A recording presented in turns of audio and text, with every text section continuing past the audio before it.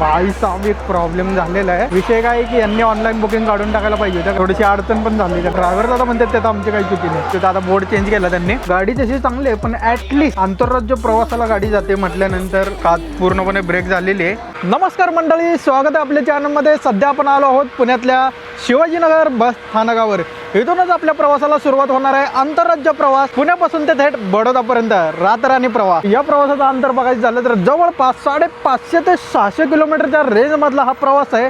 खूप लांब पल्ल्याचा मार्ग आहे। सध्या शिवाजीनगर बस स्टँडला संध्याकाळचे 4:30 वाजलेले आहेत। आपल्याला जी बस लागणार आहे पुण्यावरून बडोदा जाण्यासाठी संध्याकाळी 5:30 वाजता। अजून आपल्याला बस लागायला 1 तासाचा कालावधी बाकी आहे। आणि शिवाजीनगर बस स्थानकावर ॲक्टिव्हिटी पाहू शकता।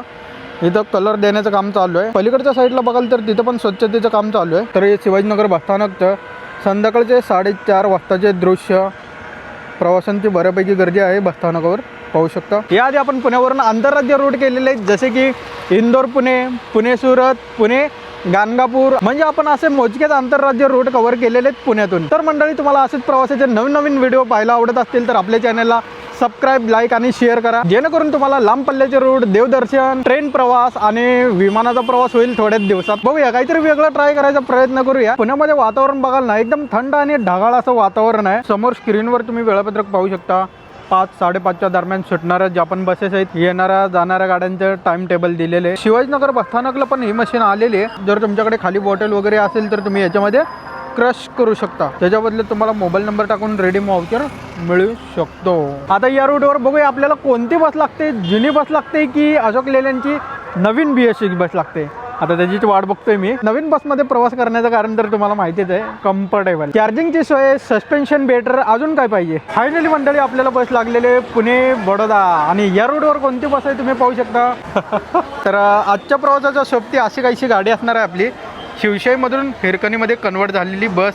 आणि त्याची अशी काहीशी हालत, काच पूर्णपणे ब्रेक झालेली आहे। आपल्या गाडीचा मार्ग पाहू शकता, पुणे, नारायणगाव, संगमनेर, सिन्नर, नाशिक, पेठ, नवसारी, धरमपूर, वलसाड, अंकलेश्वर, भरूच आणि बडोदा असा आपल्या गाडीचा मार्ग आहे।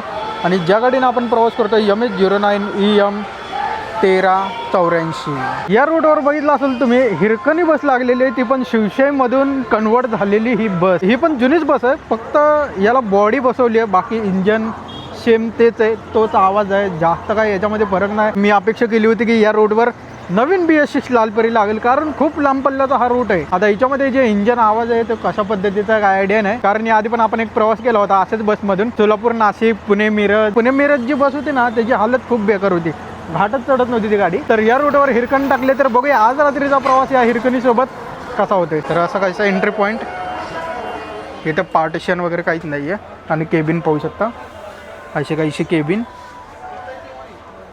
आणि पॅसेंजर बऱ्यापैकी आलेलेच गाडीमध्ये। आणि आतमध्ये येतात इंजिनचा इतका बेकार वास येतोय ना, म्हणजे ऑइल वगैरे खूप। तर म्हणजे बघूया आज रात्रीचा प्रवास या गाडीने कसा होतोय। इथे चार्जिंग वगैरे करण्यासाठी दिलेले चार्जर टाईप बटन आहे, आणि ते पण एकच सॉकेट आहे। गाडी तशी चांगली आहे पण ॲटलिस्ट आंतरराज्य प्रवासाला गाडी जाते म्हटल्यानंतर नवीच गाडी पाहिजे होती। असं भाई साहब एक प्रॉब्लेम झालेला आहे की गाडी बडोदा जात नाही, गाडी कुठेतरी मध्येच थांबणार, कारण गाडी बुकिंगला तर बडोदापर्यंत दाखवते, पण ड्रायव्हरला तर म्हणतात त्यात आमची काही चुकी नाही। मंडळी, गाडी बुकिंगला आणि आमच्यातले 2 प्रवासी या गाडीचं थेट बुकिंग केलेले बडोदापर्यंत, आणि ही जी गाडी जाणार आहे नाशिकपर्यंत, आणि ऑनलाईन बुकिंगला दाखवते।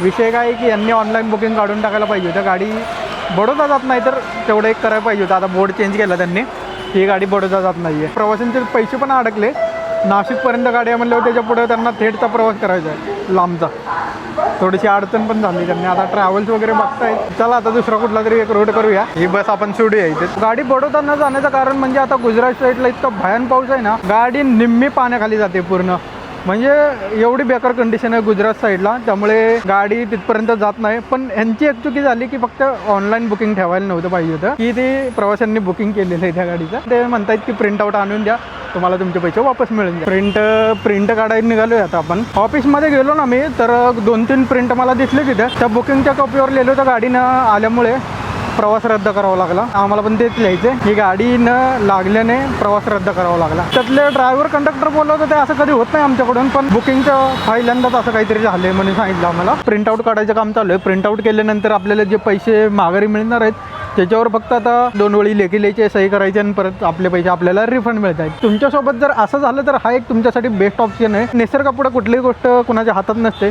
कधी काय होईल सांगता येत नाही. तसंच या गाडीचं सुद्धा झालेलं आहे. फक्त मेन मुद्दा हा आहे की ही गाडी बुकिंगला नव्हती टाकायला पाहिजे. बुकिंगला टाकली नसती तर हा इतका प्रॉब्लेम आलाच नसता. आता मला अंकलेश्वरला जायचं तर आपण आता नंदुरबारची गाडी पकडणार आहोत इथून. तर बघूया आता नंदुरबारची गाडी. नंदुरबारवरची जी गाडी आहे ना पिंपरी चिंचवडवरून 6 का काहीतरी सुटते आणि त्याच्यानंतर इथून 6:30चा टायमिंग आहे. नंदुरबार पुणे नंदुरबार उलटा रोड बोललो. बघूया ती गाडी पकडूया आणि इथून थेट हालूया. त्याआधी आपण छोटीशी प्रोसेस करूया. शिवाजीनगर बस स्टँडचं जे अधिकृत मेल आहे त्या मेलवर आपलं तिकीट PDF पाठवलेलं आहे. त्याच्यावर तिकीट पाठवून रिफंड वगैरे लिहिलेलं आहे त्याच्यावर 2 शब्द.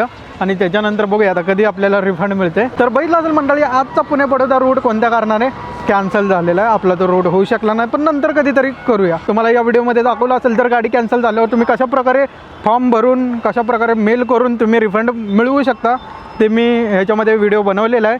तर तुम्हाला कळलंच असेल. आता ते रिफंड कधी मिळेल ते तुम्हाला पुढच्या ब्लॉगमध्ये सांगतो. तोपर्यंत हा व्हिडिओ आपण इथेच एंड करूया. भेटूया पुढच्या ब्लॉगमध्ये लवकरच. चला बाय.